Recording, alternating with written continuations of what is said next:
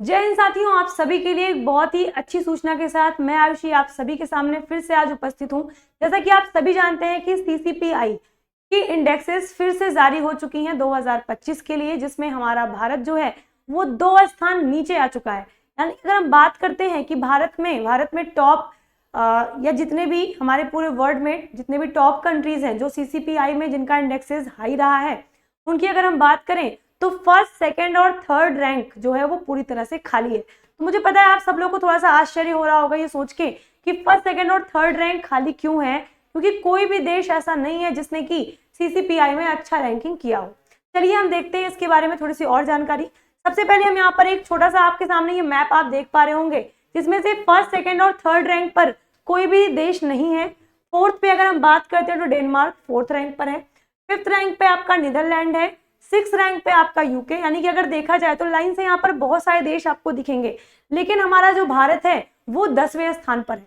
तो सीसीपीआई इंडेक्स में भारत हमारा 2025 की रैंकिंग में 10वें स्थान पर आ चुका है। अब इसके बारे में और थोड़ी सी जानकारी हम देखेंगे कि भारत की जो रैंकिंग है वो पिछले कुछ सालों में यानी पिछले 10 सालों में कितनी रही है। तो 2014 में अगर हम देखेंगे तो भारत हमारा 31 रैंक पर था। अगर हम 2015 की रैंकिंग देखेंगे तो भारत हमारा 25वें स्थान पर था। मतलब 2023 की बात करते हैं तो भारत 7वें स्थान पर था। और अगर 24 में देखेंगे तो भारत हमारा 10वें स्थान पर आ चुका है। अब इसके बारे में थोड़ा सा और डिटेल हम देखेंगे कि आखिर सीसीपीआई के बारे में अगर हम बात करते हैं तो यहाँ पर सबसे पहले बात करेंगे कि भारत ने क्लाइमेट चेंज परफॉर्मेंस इंडेक्स यानी कि सीसीपीआई 2025 में पिछले वर्ष की तुलना में 2 स्थान नीचे गिरने के बावजूद शीर्ष 10 देशों में अपनी स्थिति कायम कर रखी है। किसने? भारत ने। अब यहाँ पर एक चीज आपको और नोट करना है कि ये सीसीपीआई होता क्या है या सीसीपीआई से हम क्या समझते हैं। तो यहाँ पर आप लोग ध्यान दे सकते हैं कि यह प्रति व्यक्ति उत्सर्जन को कम करने और नवीनीकरण या नवीकरणीय ऊर्जा के तेजी से अपनाने के लिए एक प्रयास उजागर किया गया है, जिसमें हमारा भारत भी शामिल है। अब यहाँ पर एक चीज आप और देखेंगे कि सीसीपीआई जो रैंकिंग 2025 में वो 60 से अधिक देशों में से 10वें स्थान पर रहा है। किसका? भारत का। अगर हम बात करते हैं तो भारत का नेट जीरो कार्बन उत्सर्जन का जो लक्ष्य है वो कितना है? 2070। हम काफी टाइम से पढ़ते आए हैं कि 2070 है नेट जीरो कार्बन उत्सर्जन भारत का। इसके अलावा अगर हम बात करें तो भारत ने अभी 2024 में, मतलब एक तरीके से कहा जाए इंडेक्स आपका 25 का है, तो अभी कितना क्या मतलब प्राप्त किया है भारत ने, क्या सफलता प्राप्त की है अपने जितना भी हम सभी हाइड्रो पावर का यूज करते हैं या प्रदूषण को कम करना या हमारे भारत सरकार की अलग अलग योजनाएं होती हैं अवॉइड प्लास्टिक या मतलब बहुत सारी योजनाओं के बाद भारत ने कितनी सफलता हासिल की है, इसके बारे में हम बात करते हैं।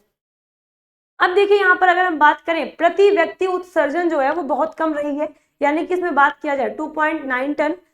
ठीक है, यानी कि एक प्रकार का डाटा है, बट ये डाटा को ना देखते हुए यहाँ पर आपको एक चीज और ध्यान देना है। क्या देना है? कि यहाँ पर एक चीज आपको और ध्यान देना है कि वैश्विक रैंकिंग में अगर हम देखते हैं तो क्या रुझान रहा है। ठीक है, सबसे पहले डेनमार्क चौथे स्थान पर, नीदरलैंड आपके 5वें स्थान पर, यूके 6वें स्थान पर, इंडेक्स में शीर्ष स्थान पर रहे।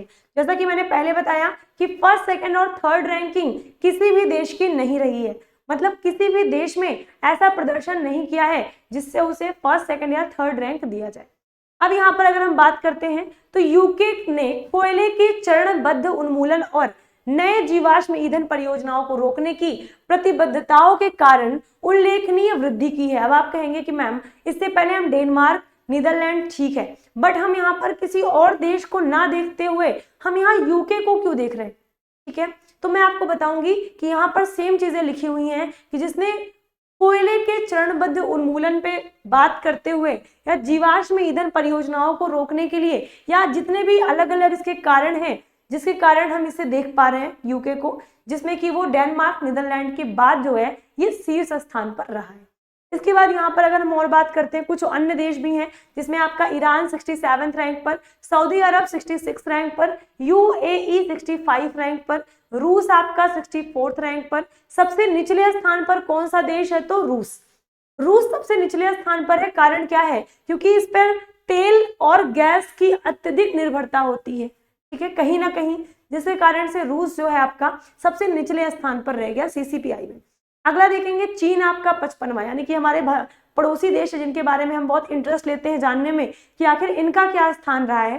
चीन का 55वां, अमेरिका का 57, अभी भी सबसे बड़े उत्सर्जक है लेकिन उनके जलवायु लक्ष्यों में पर्याप्तता की कमी है। मतलब हालांकि ये बहुत डेवलप्ड कंट्रीज हैं, बट यहाँ पर इनके जो पर्यावरण की अगर हम बात करते हैं तो कहीं ना कहीं ये कमी देखी जा रही है।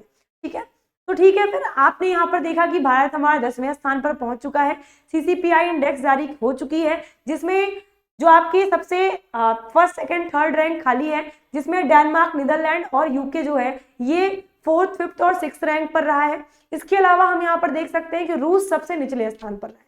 तो ये छोटी सी जानकारी आप सबके लिए थी। फिर मिलते हैं नेक्स्ट सेशन में एक नई जानकारी के साथ में। तब तक के लिए बने रहें केडी लाइव के साथ में। Thank you very much. जय हिंद, ऑल द बेस्ट।